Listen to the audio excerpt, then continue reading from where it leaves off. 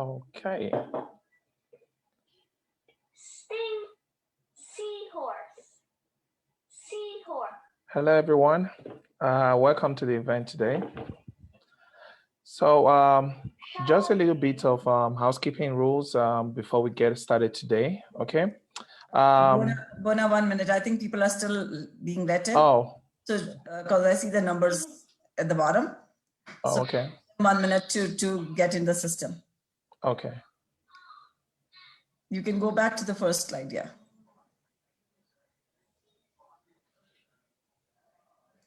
Thank you.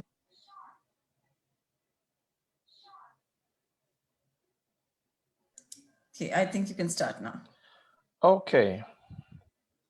Welcome everybody to the session today. We'll be having Patricia and Mira do the presentation today for us, trying to talk about IT recruitment and what they typically as recruiters we like to see in resumes, right? Pat is an established account manager with business-to-business sales in IT.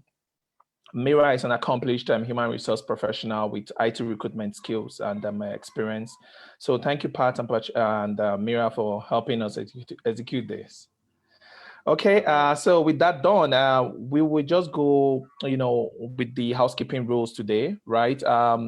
So this event is being funded by IRCC, right?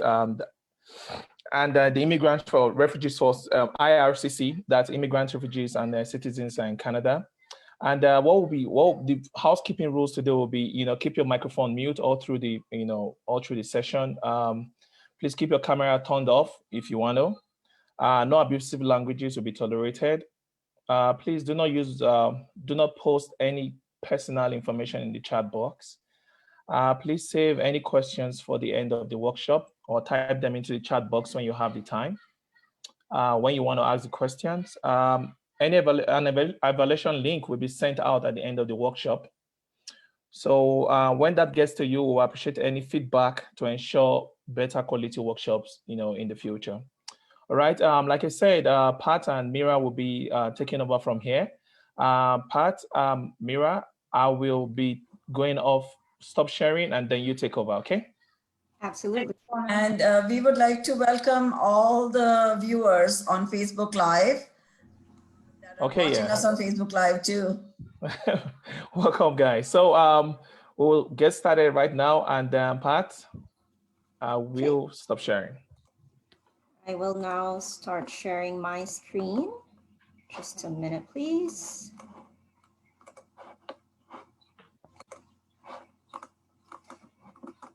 Okay, so at this point, I'd just like to get a confirmation if everybody can see my screen.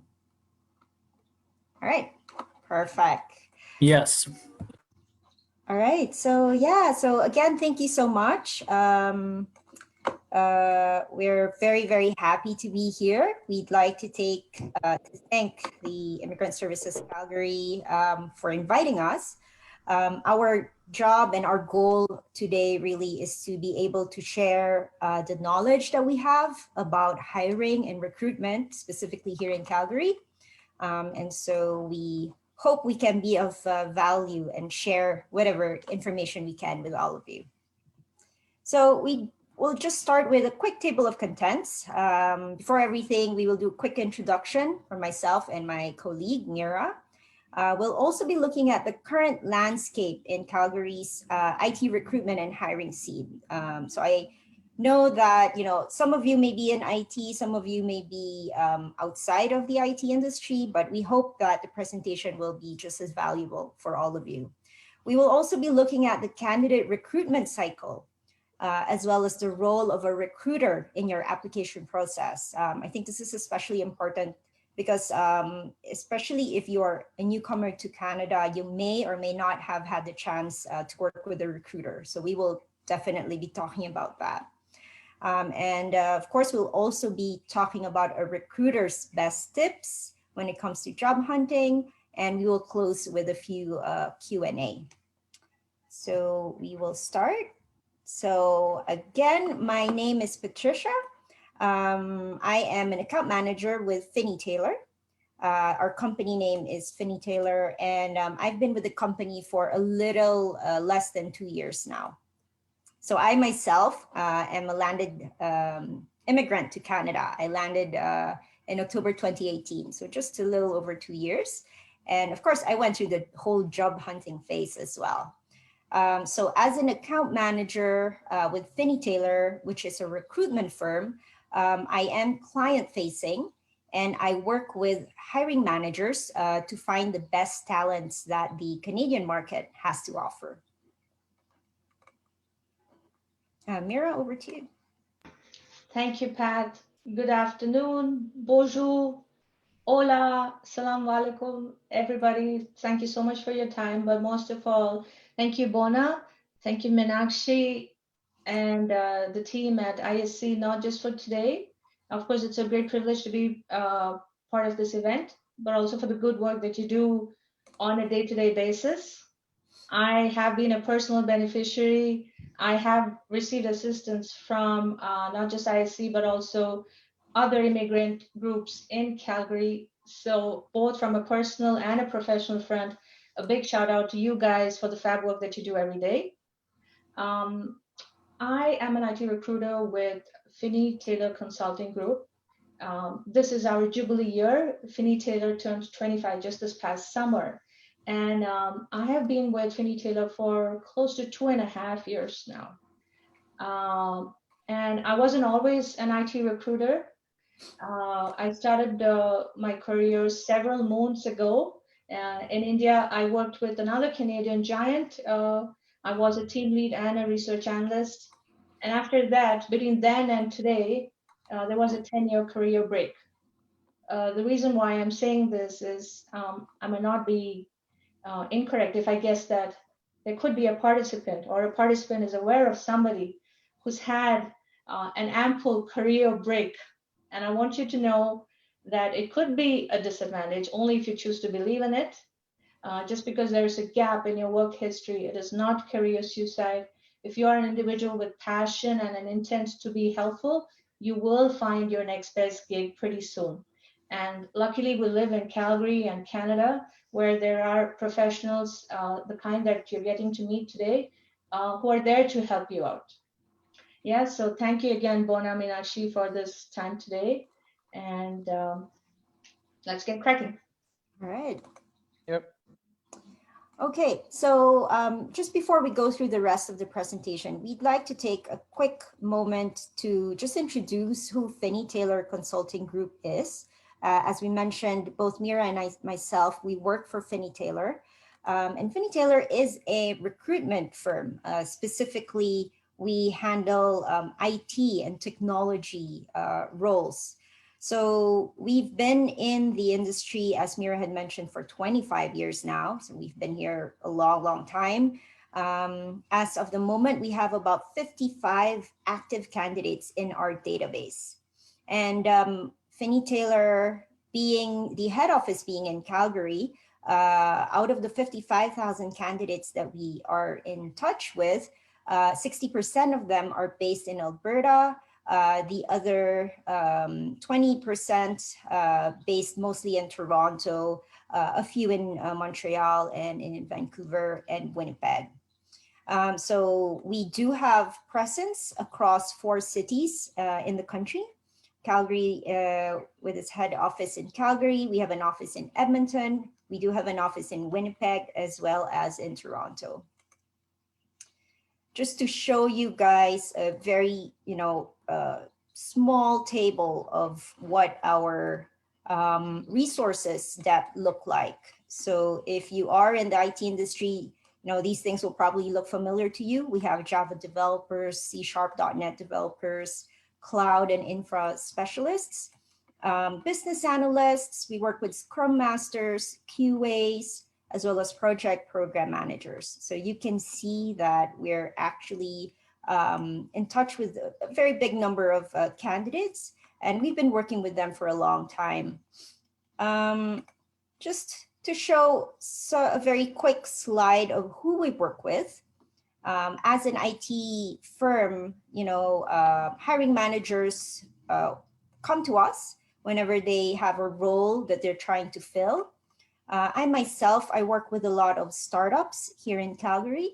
I work with a lot of technology and software companies.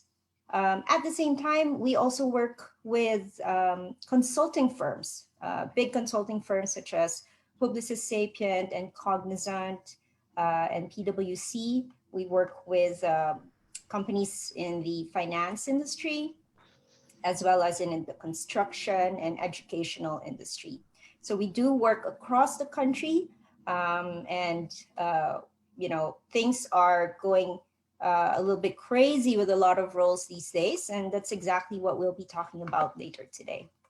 And also, Pat, we're also an approved vendor with the government of Alberta. I mean, I don't think we included the logo, but That is correct. for contracting requirements that come from the government of Alberta, we're one of the approved vendors, and we do have contractors working for that client. That is correct. All right. So to start things off, what we'd like to do now is to give a little bit of data and facts. Now, what is the current landscape in Calgary's IT recruitment and hiring scene? We've gathered some of the facts today, such as this slide. Now, this slide comes from the Alberta labor demand. It comes from the Calgary Economic Development website. And this is the labor demand in Alberta. So this slide shows forecasted labor demand in Alberta as of October 2020.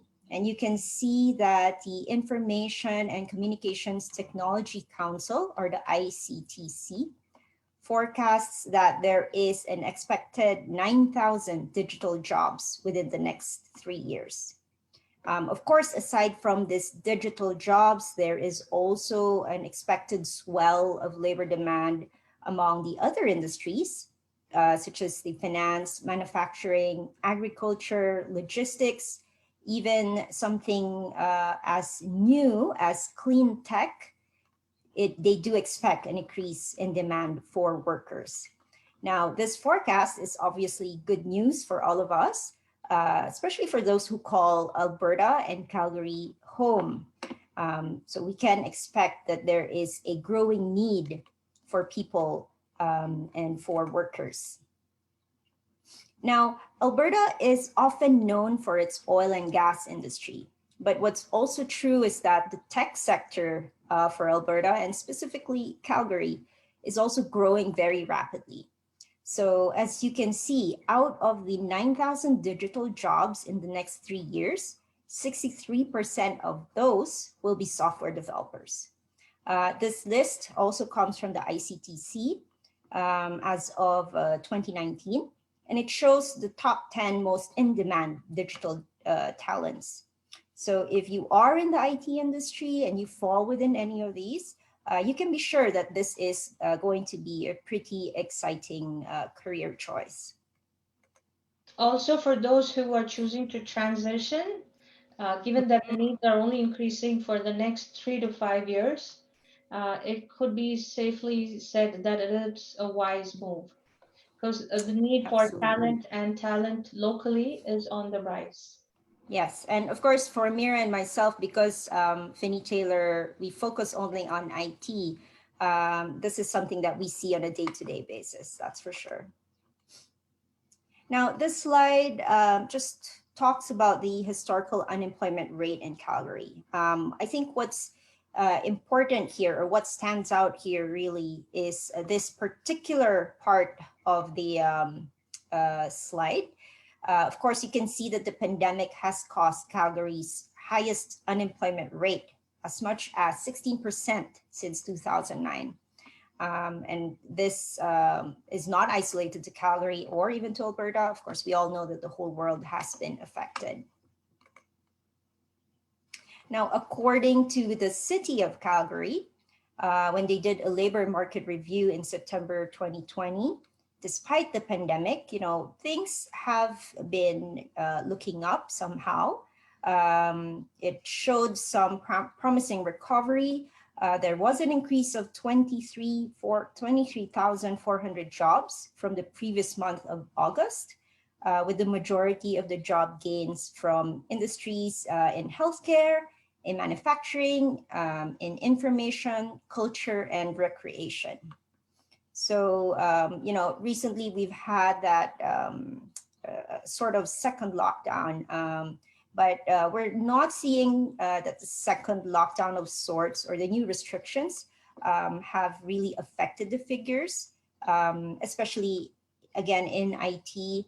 We are still looking at hiring managers, still continuing with hiring for positions. So, we've heard it said over and over again, COVID-19 has completely changed the way that we work. And this we see in the fact that the home setup is really here to stay. According to the Calgary Herald, only 1/3 of Canadians expect to return to the office full-time after the pandemic is over. And as an account manager myself, I have seen this. A lot of the hiring managers that I talk to who used to tell me, okay, I only want to see candidates who are within the Calgary area.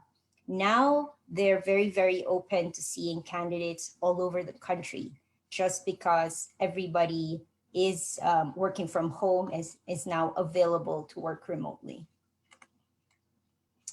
So what is the takeaway that we can take from this? Well, it does seem that competition is tougher than ever. Job seekers, which, job seeking is already pretty tough in itself, but now job seekers will have to compete with candidates across the country or sometimes even across the world. So everything is opened up. Hiring managers are looking at everybody, not only within their own geographical location, but definitely looking at the top talents across the country. So I guess the question now is, how do we stand out in a tough market such as today, during this pandemic? How do you stand out as a job seeker? And I will turn this slide over to Mira, who will talk about the next few slides. Thank you, Pat. So given that today's participants wanted to give me a hint that they come from very diverse backgrounds, for those of you who are very new to Canada, if you were not familiar with the professional called an IT recruiter, you're wondering, who the heck is this? How can an IT recruiter be of assistance to me? I'm hardly familiar with such a professional, right? So typically when there is a requirement from a hiring manager, that could be an individual or a group of hiring managers, they have established a need. So the need is to have a new resource or a new consultant or a new professional on board. And upfront, I'd like to apologize to the group. Largely as an IT recruiter, there might be some aspects of our lingo that are unfamiliar to you. I will try and keep the technical jargon away and keep words that are commonly understood. But when a hiring manager is in need of a new person to come on board, that's when is a need for a staffing requirement. Now, to fulfill the hiring manager's need, now the hiring manager has decided that we need, for instance, I need a project manager. Fine. How is he or she going to find the project manager? If it is a fairly large company, and we've seen this commonly, they tend to have their own in-house staffing department. So the hiring manager is perhaps on the 6th floor. He calls up human resources and staffing on the 2nd floor, arranges a meeting. And so these are employees within the same company, and the staffing department will support the hiring manager in finding the next talent. There is a situation when the company may not have an in-house staffing team, and that is when they approach an agency. Finney Taylor is a reputed agency based in Calgary. And what does an agency do? An agency has a set of consultants account managers like Pat, IT recruiters like me and my peers, whose expertise lies in assisting hiring managers finding the best talent that's out there. So depending upon the need and the urgency, how soon does the hiring manager need the new person to come on board? If it's super fast, if they have access to both the resources, that they have the staffing department in-house, plus they have access and approval to approach an agency, they might combine the forces, get both the teams looking for new talent. So you could have solo in-house staffing team doing the job, or a combination of agency like us plus in-house staffing team, or exclusively given to agencies like us where there's no in-house team doing the sourcing for them. So that's the scenario. Pat, could we move on? Typically, we can broadly categorize the job search. Now, to say it bluntly, a job hunt is a full-time job in itself. It calls for the job seeker's complete attention and love. And it's many of us have gone through this drill, and I know a few of us are currently going through that experience.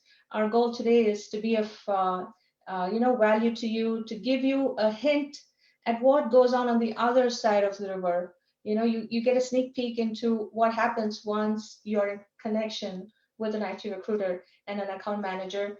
Typically, we're talking about this job search, the recruitment pre-screening, the interview phase, what happens after the interview, and finally, after everything is over, what are you going to do with the offer? Are you in or are you out?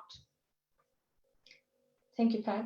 So for the job search, it all begins with your resume, and we will come to samples of an ideal version and the one that will not get you anywhere.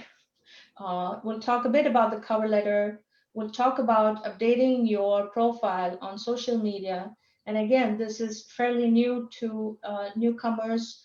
LinkedIn is quite prevalent across the globe, but if it hasn't gotten your attention, we can touch base and we'll tell you why it's very, very essential in the Canadian workplace scenario. We'll talk a bit about networking, engaging with your references, and monitoring your opportunities. We'll move on, Pat. Okay, so when there's a requirement that has come by from an account manager, so Pat has, take for instance, Patricia got this requirement, and then she comes over to the team. Me and my peers are ready. So Patricia has clear guidelines from the hiring manager. What is the job scenario going to look like? There are two possibilities. A, they need a full-time permanent employee for the company, or two is that the requirement is for a very short period, also called contracting, term position. So the need for that role is, it could be as tiny as say 2 weeks, or even a contract term for 2 years, but it is understood that the new hire will only be a contractor. There's only a temporary staff, is not a full-time employee. So that is the two options that happens. And a third situation that we've seen lately, and it's quietly creeping up and being in fashion, is when hiring managers require staff for a very short time, and then there's a possibility of that position becoming a permanent position. In other countries, I know that the term probationary period is used. So please consider it as a probationary period where you get to see what the workplace is, and the hiring manager gets to see your expertise. You get to demonstrate your strengths. So after say 3 to 6 months of the probationary period, the contract ceases and then you're absorbed as a permanent employee. So these are the primary three situations that we come across. So once I get the requirement from Pat, I have my system, my FiniTailor ATS, that allows me to look for resources. I have close to 55,000 and growing number of registrants. So Pat has this one particular requirement. The client needs, say, a business intelligence specialist. Now, if I'm not satisfied with the search that I have found from the ATS, my step 2 will be to go on to LinkedIn, to go on to Indeed, Monster. These are sources actively utilized by job seekers. So you can be sure that minutes after there is a requirement, Recruiters are actively looking for the best talent that's out there, and LinkedIn, Indeed, Monster are easily amongst the top resources. So if you are so far passive and shy about having an online presence, please bump it up. We'd love to see your social media profile. Actually, LinkedIn is not social media, right, Kat? We can't call it social media. It's purely for professional reasons out there. So let's separate the two. You got your Insta and Facebook elsewhere. Well, you need Facebook today. It's still important. But a LinkedIn profile is so much more. It is your professional profile, tells your story, tells the people that you worked with. You get to show off your own network. Hopefully, you get to show off your recommendations and testimonials from people who you worked with in the past. So it's always a great asset to have. But so imagine I found, I see the first name there, Giovanni. Giovanni, I come across his profile on LinkedIn. Giovanni happens to be the business intelligence developer that I was looking for. I'm going to initiate contact with him on LinkedIn or Indeed, wait for his response, and then we get talking. The minute a recruiter decides to shortlist your profile, the primary reason is because he or she came across certain skill sets, technical skill sets that's needed by the hiring manager and that is seen on your profile. You are basically more than a 50% fit for this role. Otherwise, I wouldn't be making this call to you. Once a connection has been established, please know that the recruiter has your back. From the time that Giovanni, the person I'm talking to, shows interest in the role, the recruiter essentially is his ambassador, because I'm going to be selling his profile to the client. I'm going to tell the client, I'm first going to tell Pat, I found Giovanni online. You know what? He came here from Brazil, but he has 8 years of experience there. Look at the stuff that he's worked for. Look at the projects he's taken. So I have to be your ambassador. So you give me your best, and we promise you our support throughout. But first things first, I don't know Giovanni from his past. So to know about Giovanni's credentials, I need to have his steady, targeted, and thorough resume. Your resume is everything, right? And the first question that pops up says, oh, should I have a 2-page resume or can I have it 4-page? It doesn't hurt to ask your recruiter, the person that you're talking to, hey, I do have a standard version. I've been told that in the Canadian workplace or in the scenario, you only share a 2-page resume. I do have more credentials to share. It's 3 pages. Is it okay if I gave you that? Please always ask. Talk to your recruiter and share your resume. Your resume will only get past the recruiter, and the account manager needs to be convinced that here is a strong potential candidate. Here are the keywords. Keywords is another thing that you'll hear very often from a recruiter. What on earth is a keyword? Keyword are essentially the non-negotiable requirements that have been listed by the client, the hiring manager. They say, okay, it is a BI analyst, a developer. Well, let me see, has to have at least 3 years of ETL skills. So on your resume, I need to find out, oh, Giovanni, does he have 3 years? I'm going to look at his resume, look at the places that he worked at.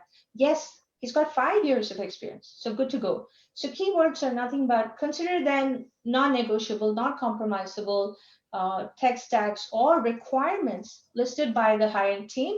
If the applicant does not have these or bare minimum of those, they're not going to be shortlisted. Forget the hiring manager. My account manager is not going to push that profile. Then the requirements talk about relevant and necessary demonstrated experience. There are roles where they're willing to take on new talent and let them flourish. But for certain senior roles, the hiring manager is looking for able hands. So the profile should have ample and demonstrated experience already. So it'll clearly say that they need an experienced BI developer. We're not looking for a budding developer. That is the difference. This plus your optimism and your recruiter support will get you to the next level. Yep. Okay, the old saying that says you get that one, first impressions are forever. That is so true. because and this is the part where we talk about ideal formatting for resumes. These are very key to newcomers to Canada. There is a preferred format in the Canadian workplace. It could easily differ from the formats you followed in the past.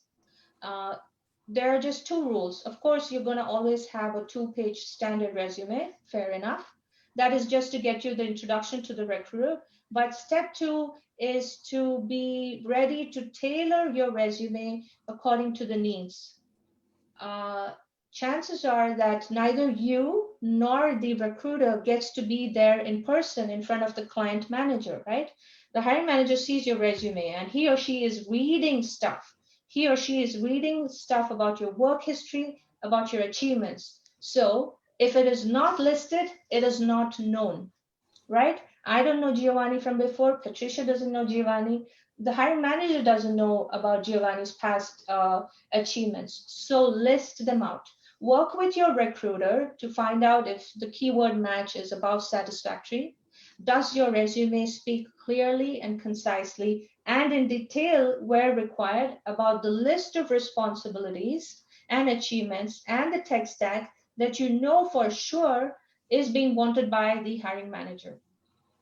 Okay, look at point number 3. Mirror your resume to the job description. Well, we're not asking you to copy paste. That is a total no-no. But your 2-page resume is just a standardized version, right? Tailor your needs. Consider yourselves to be that fluid. So when there is a requirement, and if there is a past actual say work that you've done, please do add it. So chances are your resume will exceed 2 pages, not a problem. I always tell my consultants, if you're an individual with over a decade's worth of work history, it's a crime to condense all of it into just 2 pages. You're trimming and trimming, and you had 3 or 4 employers in the past. I'm a huge fan of people who can bundle everything into 2 pages, because I know it's not an easy task.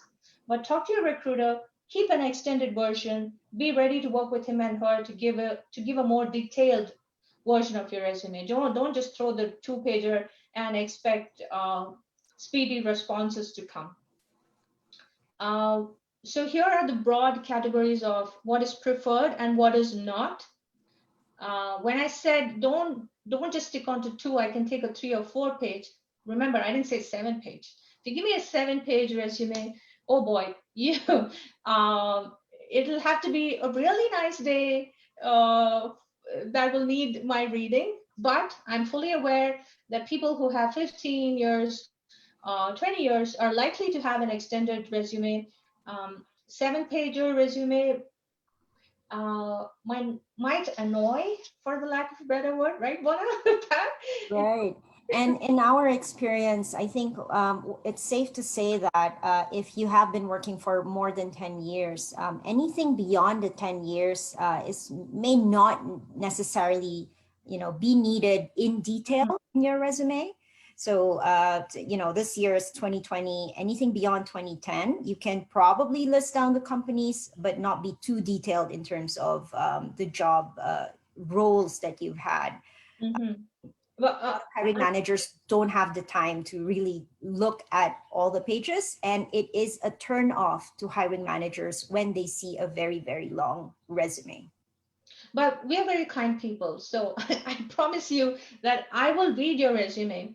If your work history, and Pat does have a point, hiring managers are short of time. They really don't, well, they just don't have the time, right? Mm-hmm. So, but when it comes to us, and because there's a lot of back and forth that you can have with your recruiter, not so much with the hiring manager, because once your resume is sent to the hiring manager, that's it. That's your final targeted best version that you've given. It can be changed or altered. But with your recruiter, you get to talk, you get to fix, you get to make it nicer, tone it down, add stuff, all that thing.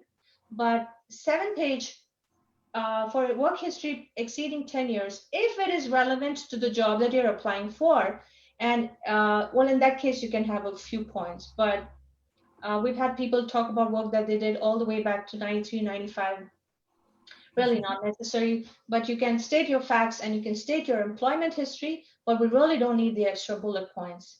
Some of the Absolutely. preferred and not so preferred aspects will be better illustrated in the next slides when we share with you samples of awesome Right. resume writing Actual resumes and that we and received. yeah, and the ones that made me weep. So let's give you a few Right. examples or two. So just before I turn the next slide, I do just want to maybe emphasize a little bit what Mira has mentioned. So just this point, do not make a generic resume for your applications. And this other point here under do, list down your technical skills and number of years experience at the top of the resume. As Mira mentioned, there is an accepted format here in Canada. Where, you know, if back home it was standard that you placed a picture, that you put your personal interests, what you do during your free time, things like these, those are not necessary here in Canada. We typically don't put a picture. And what's very, very important is that the first thing that a hiring resume should see at the very top of your resume really are your skills. That sets the tone as to who you are and what you do. And so now we will share an example of an actual resume that we received. So this is an actual resume we received from a software developer.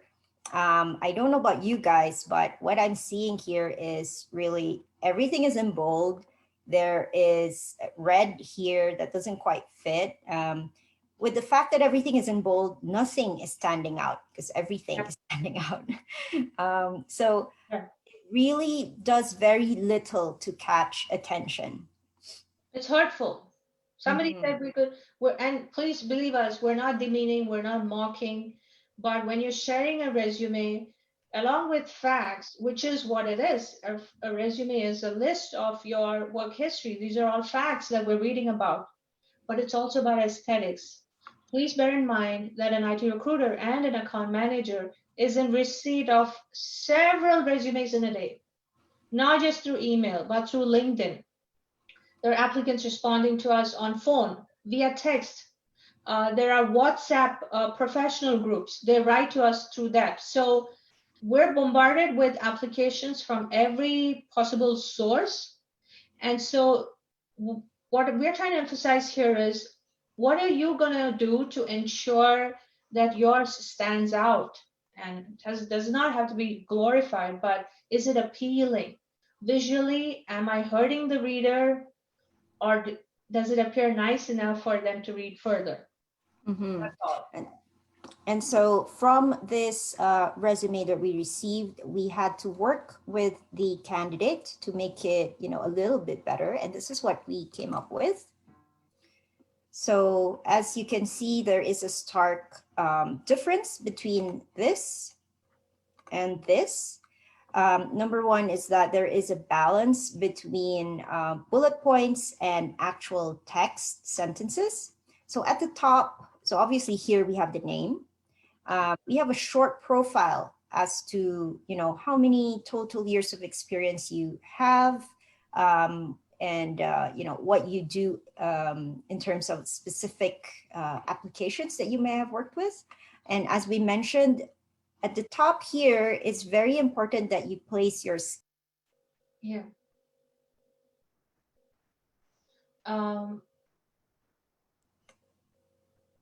Oh, can everybody hear me now? Yeah, just the last 5-7 seconds. Yeah, absolutely. So as I mentioned, here at the top of the resume, you have your skills. You know, in IT, it's very easy to put skills as in technology that you've been using if you're a software developer. But these need not be technology skills, especially if you're not in IT. These can be other kinds of skills. For example, you have a skill in presentation and talking to, you know, public speaking, for example. You have a skill in, what are other examples, Mira? You've interviewed. You were a hiring manager yourself. Yep, exactly. So any transferable skills or any specific technology skills it's very important that we put them at the very top of the resume, just here. It sets the tone to who you are, and if you are the person that the hiring manager is looking for. Yeah, and just the broad categories would be profile, followed by skills, then experience, starting with your most recent work experience. And after your experience, you talk about your education, then followed by certain professional, let's say, affiliations and certifications. And then finally by volunteering information. That's commonly accepted. We do receive resumes where finally they end by saying hobbies or personal details. We've had people giving up their date of birth, their marital status, their gender. Please remember we're in Canada. It is of zero importance. And also it's really not necessary. The reader does not have to know the date of birth. Yep. Those stuff, hobbies, no, really, no. Yeah, absolutely. And also the opening statement here, if you see, a senior professional with over 17 years of experience, right then and there in that opening sentence, you use the right word, you set the tone. The reader knows what to expect. At 17 years, you are a seasoned professional. The first paragraph under profile, if you see along with the tech stacks like Visual Basics, .NET, Agile, and Scrum, you also see 17 years, 7 years. Statistically, it's proven, research has proven that numbers draw attention really quick, So when the reader's like, oh, wow, so the reader looks at your profile and is like, 17 years. They already know that they're looking at the profile of a very experienced professional. This is to position your profile accurately. You could be slightly senior than your nearest competition, or you could be junior than someone, say, who has 20 years of experience. So please use numbers to your advantage. And there are some more formats and samples that we can share. But just to reiterate, profile, skills, experience, education, certifications, and volunteering experience. These should be the broad categories under which your resume is prepared. This is another example. Yes, this is another example of an actual resume that we received. Now, if the first example of the resume we showed, it had too much highlighting. In this example, there's absolutely no highlighting at all that's done. The formatting is a little bit confusing, so I'm not sure exactly where to look. Also, the candidate has made use of the first person in the resume, such as the sentence, I have helped with migration, I have some experience, etc. Best practice really is to talk in the third person. This is an example of how we fix the resume. Again, there is a short summary of who you are, the skills, what you do best, really. There is no number of years here. Of course, if you can include that, that would be better. And here below is the experience. So instead of saying I have, provided curbside and remote assistance, we simplify this to make use of the third person. I hope the viewers, participants, can you see that just by laying it out, it's that much more pleasing to the eye. Bullet points are phrases mostly, right? So they're very concise and gives your reader the sharp information that they need. So when they see this help desk, what are they seeing? Service desk and on-site support. So if they needed any field tech, this guy could be in. Has done deployments. Well, and what if the hiring manager needed somebody with, say, oil and gas or energy experience? Well, this guy's worked at Shell. So exactly. You give so it's very easy for an IT recruiter to pick out the keywords that Miriam mentioned earlier, just by looking at it this way. All right. This is another example of a sample resume. Now, this resume is not too bad. It needed very little revision on our side. Up here, he gives a title of who he is as a professional. So immediately we know that this is the resume of a full stack software developer. And so here is a short profile. Again, he places his skills at the very top and then followed by the work experience. This is a sample resume that we received. Now, this is something similar to the one earlier. The only difference is that really he kind of made, he made it a little bit different using this. It's not often that we see, candidates going a little beyond in terms of, beyond what it text. So here he has a little bit of an aesthetics, I suppose. And it catches attention. It may or may not be helpful depending on the hiring manager, but it does catch your attention. Here we see that he places education, certificates, and languages. This is okay if your formatting is good. Typically, we do recommend that education, certificates, languages, things like these, you can place it at the very end of your resume. So if it's between your education certificates and your skills, always prioritize your skills to the first page of the resume.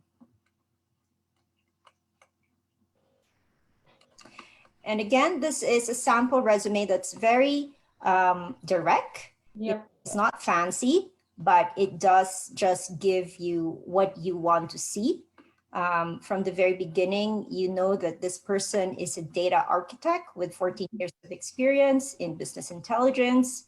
And here she gives a highlight of qualifications. These are basically her skill set. And a continuation of that is this page.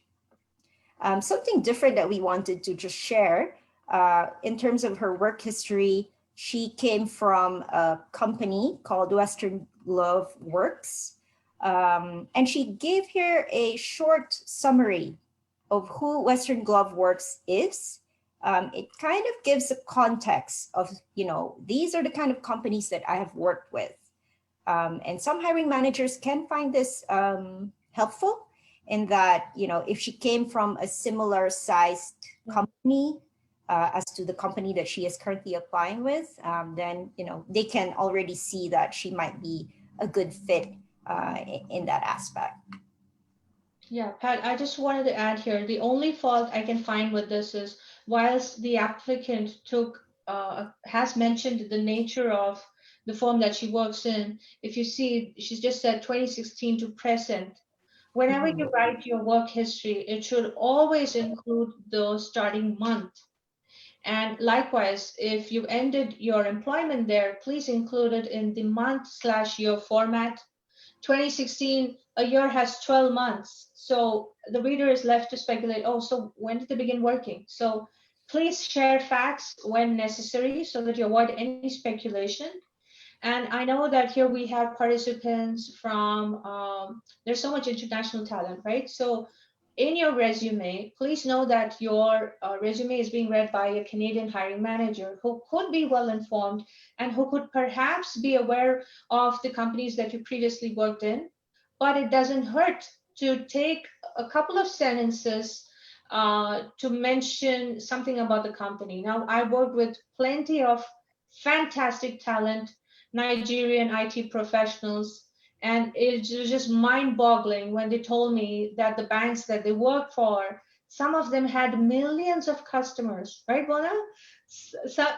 So take a moment to talk about the bank that you worked in, talk about its revenue, talk about the customer base. Can you imagine if the reader read a bank that services 17 million people? Those numbers are creditworthy. You worked in large enterprises, make that known. So the starting month, a month/year format for all your work history. Insert numbers not just in your bullet points, but as well as when you take those couple of sentences as illustrated here to talk about the company that you worked in, so that It is useful information, and it's also a respectful gesture, because you don't have to have the hiring manager go Googling to find out what kind of company you work for. So please take use of that. So when you factor in all these things, it is quite likely that your resume will exceed 2 pages.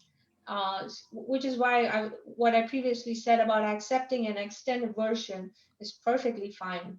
When you add information that's relevant, it's likely to push it further, and that's not a problem.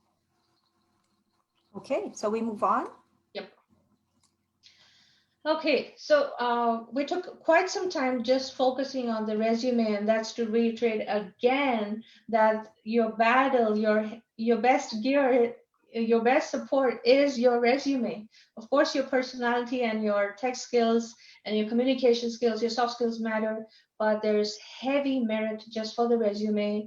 It is the single most important thing you should be focusing on in your initial stages. Once you've established a rapport with your recruiter, there are other things that come into play, but nothing will supersede a well-crafted resume. Please bear that in mind. Then we now want to talk about recruitment pre-screening. I know many of you are active participants. You are actively in pursuit of your next gig. You've heard this so many times before about the elevator pitch. I wouldn't say it's a bad idea for people who don't have much time. It's good for you to have a brief and a precise introduction. But personally, if I'm engaging and working with you, and if I've decided to be your representative, and if you're convinced in our interaction, there is no elevator pitch needed. I will actually want to know in depth about your work history and your credentials. I will not be pushing you to give me your best in 30 seconds. No. Nah. So it's good to know, it's good to be prepared, but your recruiter should be investing his or her time in knowing you, and it's 100% more than 30 seconds. When you're talking to your recruiter, it's essential for him or her to be fully aware about your current work situation. If you're currently engaged or you're on a short-term employment someplace, the recruiter needs to know about your availability, not just for interviews, but also for potential start dates, right? So you don't give them an incorrect picture. You don't let them know that, yeah, I'm going to be available next week, when in fact you are needed, you're committed to your current place for the next 4 weeks. So please stay factual with the person that you're interacting with. Some of the screening mechanisms. So sometimes we see with some of the hiring managers, just to expedite the procedure and get things going faster, they actually demand a coding test, some kind of an assignment that we administer on their behalf. So the applicant will not have to wait to be interviewed by the client. This coding assignment or pre-assessment tests are let's say a prerequisite. So you'll have to get past those even to get an interview. Right, Pat? Mm-hmm. That is correct. We specifically for software development companies, they do want to see actual work of a developer, and so they send out these coding challenges before actually asking to speak to them in an interview. Yeah, and when you're and as a recruiter, I know that somebody who's super actively looking for the next gig, I'm fully aware of the fact that the individual is in touch with other recruiters, and rightly so. So if you are nearing completion of being hired elsewhere, keep that information available to this recruiter as well, because he or she has to answer the account manager, and Pat there has to go back and talk to the client, So the client showed interest in some candidate, and my candidate's like, Mira, guess what? The other company acted faster and I have an employment. Well, then you let the recruiter know, right? Because the relationship between a job seeker and recruiter is primarily built on trust. And it is a close-knit network of individuals in Calgary. You're definitely going to come in contact with each other professionally even before you know it. So keep things clean, factual, and honest. Share facts whenever necessary. And coming from cultures where we were predominantly shy, or where it is seen as being too aggressive or bashful, here an applicant's interest level is actually judged. Did the applicants take time to research about the company? when you're being interviewed, do you ask the recruiter, so what do they do, or tell me more about the interview panel, how long have they been there? That is appreciated. That is not seen as being too overconfident or bossy, but the lack of it is perceived otherwise. We don't want to, we're not asking you to be bubbly and boisterous all the time, but please convey your interest in a way that's evident. So ask us questions as well, so that we are enabled to speak on your behalf and let the hiring team know that this person is right there, so interested and so keen. He or she has done his research, they really want to be part of your team. So that energy needs to be transferred, and it comes from the job seeker first. Moving on, Pat, please. Okay. So we go to step 3, which is the interview. Oh boy, here's the big day. So I always tell my consultants, it's my aim to get my consultant the interview. Up until there, it's a joint battle. But once the interview begins, yes, we've prepped you. Yes, we've supported you. We've practiced, we've rehearsed. We know the things to do. But honestly, interview day is between you and the hiring manager or the hiring panel, right? So do your research first. Preparation and planning with the right opportunity is the nice mix, and you want to be part of it.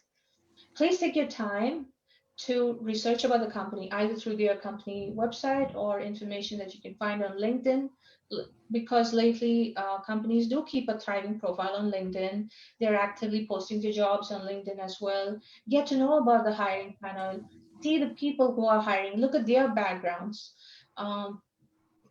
Prepare for all the usual stars questions. You're obviously going to be asked about an incident that is relevant to the new role, but you will be asked to talk about your successes, and a wise hiring manager will also ask you about your failures. You will have to be out of this planet to tell them that you've been successful in everything that you've ever done or touched upon. It's hard to believe, and I'll be really surprised if I came across someone like that. But have the modesty to talk about your achievements and your accomplishments. And you have to be equally modest and forthcoming in sharing your weaknesses, because those are the bigger lessons learned.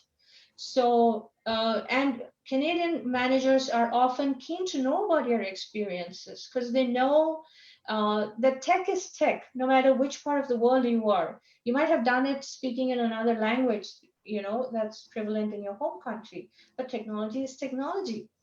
So come prepared for the interview. Tell them about your work experiences. Make it candid, make it vocal. We don't want shy people who come across as less interesting. Focus on your body language, your tone, and now more so because interviews are happening remotely.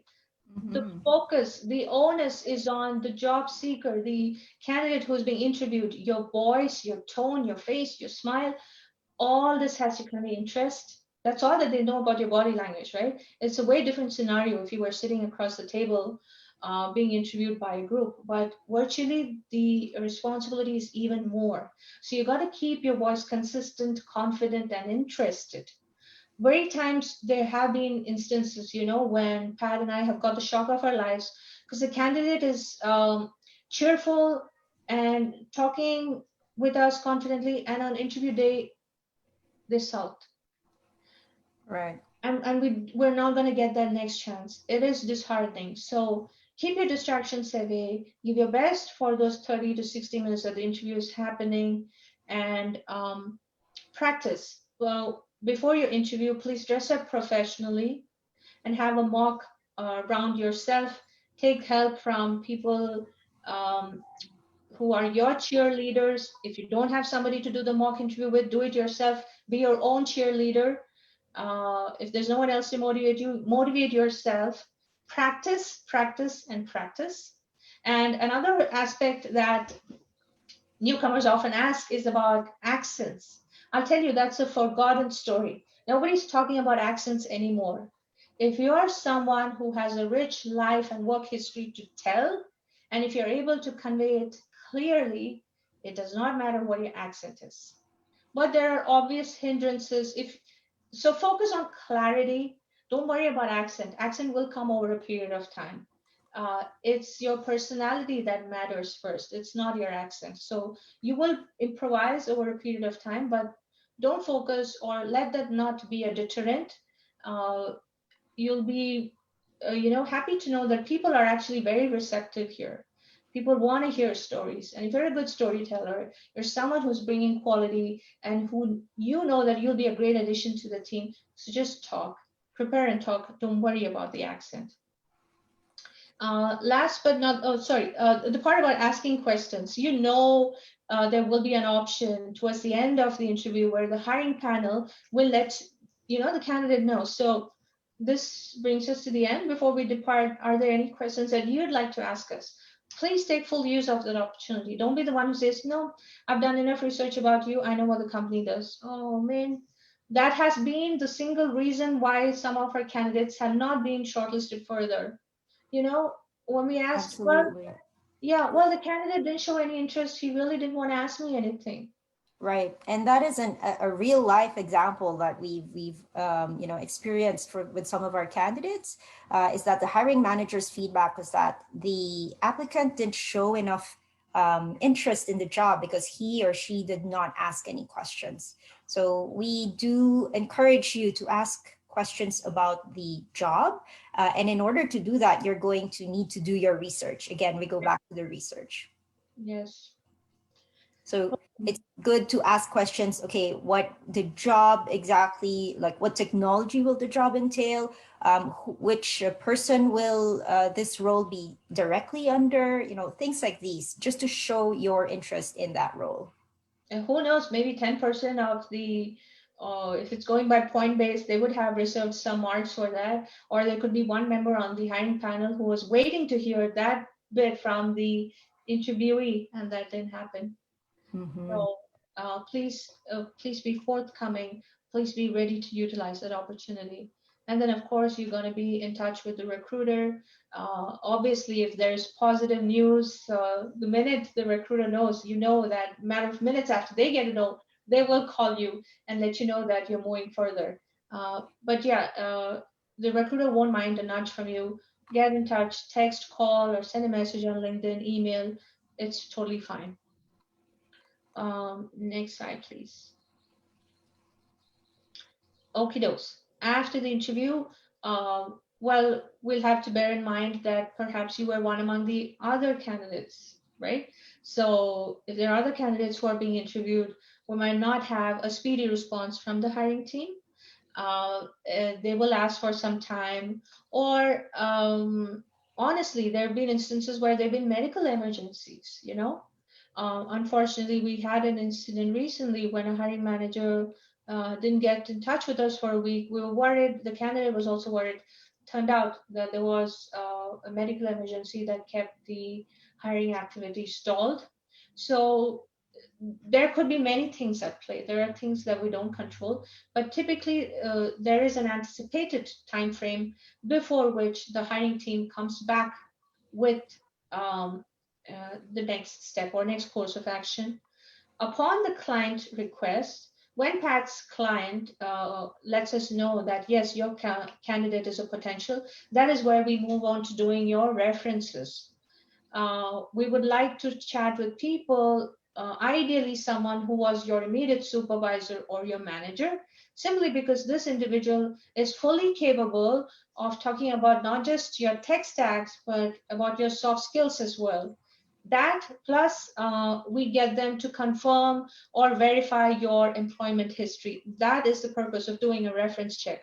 Additionally, when you apply for jobs with, say, banks have certain mandates that the applicant's credit score should be, say, for instance, we work with an Alberta-based bank, applicant's credit score has to be 620 and above. So that in itself is a prerequisite. So when the client requests, we run checks through another agency, another approved agency. They do educational, credit, and criminal back check for these shortlisted candidates. Mm-hmm. And all that happens only upon the client's request. And needless to say about work permits, the last point, sorry, Pat, there, I'll continue though. for the most part, we largely work with people who are authorized to work for any employer anywhere in Canada. Okay, the next. When you're presented an offer, what do? Well, it's pretty easy if it was all rosy throughout, right? I mean, if it's a match made in heaven, we're not going to wait or waste any day. You're going to go ahead and accept it. The recruiter is going to be of assistance to you. The recruiter and account manager will work with the client, have you onboarded, get your paperwork ready, yada, yada, yada. Fine. Scenario 2, you cannot accept it. Life can happen, right? So there can be a million reasons why it might not end positively, and it is fine. We're people at the end of the day. But what we would expect from you is your kindness and your honesty. If you can tell me really what is stopping you from proceeding, that'll be helpful. And also, because we're answerable to the client, we'll still need to respond and let him or her know. And that during his paths to say that sorry news to the client, but it's helpful if you give us the true picture. And I'll tell you that we make records on our database. There was one incident where a candidate, everything went on smoothly, but there was an unfortunate incident that stopped him from accepting further. We knew what had happened. He was very transparent and forthright and thoroughly regretted the turn of events. And we made notes that actually ranked him higher in our database because we appreciated the individual's integrity and honesty and simply for the trust that they had in us. Over the weeks before hiring, you've had on an almost daily basis conversation with the recruiting team, right? So his gesture was reciprocated. And so we actually ranked him higher. If ever there is a future opportunity, we will definitely approach him. Fully forgetting what had transpired in the past, that person's honesty is going to be rewarded. And then the usual stuff about negotiations. Typically, there is a fixed date or at least a whereabouts. I'm currently employed. The standard Canadian terminology is 2 weeks notice. So you're expected to give 2 weeks notice period to your current employer. You mentioned a start from the day you would choose to resign. 2 weeks there since is treated as your notice period. You're supposed to fulfill your terms of employment there before you can accept your next assignment. There are instances when consultants are available much sooner, in which case the start date becomes flexible. When you have competing offers, the responsibility is entirely yours, but please weigh in your merits. Lately, candidates prefer several remote gigs, jobs that give them the flexibility to be working from home, as opposed to the ones that ask them to be on site. There are a whole bunch of pros and cons. You're always going to have your pros and your cons list, and then you decide the one or the place that you feel should be your next workplace. And then being authentic, I think it goes without saying, you've got to be authentic in every phase of your life. What is common right here is that Bona is also a former coworker of us. We're ready to be of assistance to each other at any point of time, because that's the rapport that you share. People of integrity and professionalism leave that mark even after they leave their employment or the previous workplace. Last one, providing notice, leaving on a positive note. I must tell you that in Calgary, especially, it's a very close-knit circle. There's lesser than 6 degrees of separation. Somebody who knows you does know the other person. So don't burn any bridges. Leave on a positive note. Have steady references for yourself. You still need that person or that manager that you reported to, because he or she is the one who will be approached for giving your references, right? We're going to ask them for a back check. Hey, tell me, how did XYZ do at your workplace? He's written to us. We're working with him on a new gig. He could be a potential finalist. We'd like to know how he fared in the other company. And believe you me, even if I place a call to an absolute stranger, people love giving references, and they will get as candid as possible. It's amazing the kind of stories that were divulged. I once had I called up a person to do a reference check, and he said, "Oh, this lady is fabulous. She came in at a crucial juncture. we were halfway through a project when the former manager left because the individual had won a lottery. And I was like, I didn't laugh. And he said, true thing. And I'm like, are you serious? Yes. The former employee left because they won a lottery, and the project was in shambles, and we don't know what we would have done had it not been for this person. Now, but these are things that have been revealed to an absolute stranger. So when I ask somebody who was your former manager, everything's the cat's going to be out of the bag for sure. Stories will tumble out. So always depart nicely. Your former colleagues are not former colleagues. There will be somebody necessary in your future as well. Absolutely. Thank you. All right. So we come to the last part of the presentation. So after we've gone through the whole life cycle, recruitment life cycle, the last part really is how do we stand out during this whole job hunting? So these are some of the top tips that recruiters in the industry, will be sharing. The first one of this really is to be very, very clear on your goals. Now, if you're a newcomer to Canada, it might be tempting to just take any job that comes along. The first job offer that you get, you may be tempted to take it. We do encourage you to really think about the kind of job that you want, why you want that kind of job. Be very clear on your long-term goals, because the minute that you take a job and then you realize you don't like it, you're not a good fit, you're going to have to go through the whole cycle again. So one of the things we like to encourage job seekers is that when you're clear on your goals, you're able to describe what kind of specific job or role that you want and why. Then you will be able to create a list of target companies that you want to work for. A very common mistake that we see with job seekers is that they look at Indeed and apply to all of the open jobs that they see using one generic resume. We do not encourage this. Instead, when you're clear on your goals, what you want to do is create a hot list of target companies. Being new in Canada, you might not be familiar, with all of these companies. Again, this is where LinkedIn will come in. LinkedIn can be your best friend, just because LinkedIn, contains all of the companies here in Calgary, and you can maybe choose your top 5 or 7 companies that you've researched on. That they stand for something that you believe in, or their values are very similarly aligned to yours. So choose a top 5 or 7 of your target companies and mirror your resume, tailor your resume to what the role from these companies are looking for. So this is step number 1. Step number 2 is really doing your research. Mira has already mentioned this, but I think we cannot emphasize it enough. Yeah. As job seekers, the number 1 step you want to do is to do your research. So you want to look at, okay, who are the kind of companies that I would want to work for and why? In LinkedIn, you can look at and see a company's activities. Okay, what kind of a culture do they have? Do they have diversity as one of their top core values? Who might the hiring manager be?